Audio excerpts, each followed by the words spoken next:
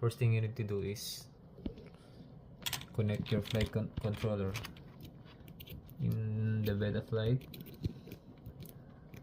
and then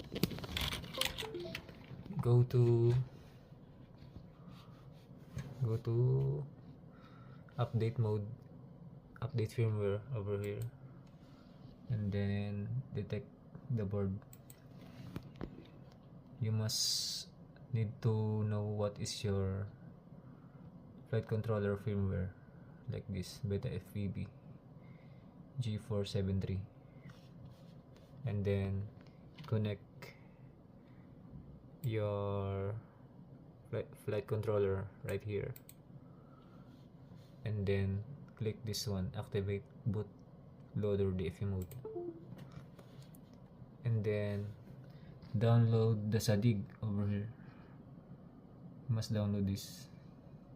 When you're already downloaded the SADIG, just click it, and then click yes, and then go to option, list all devices, and then choose DFU and FS mode, and then reinstall driver.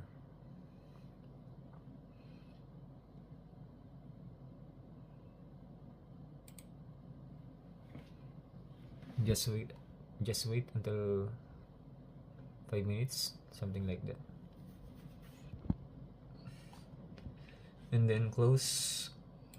Go to Betaflight again, and then go to update firmware. As you can see, you have already DFU mode in your Betaflight, and you need to search your flight controller firmware because you can't detect the flight controller in DFU mode, just like this Beta FP. This is my flight controller firmware, and I click this, and now you can update your flight controller. Just choose what you want, like anything, and then go to load firmware and flash firmware,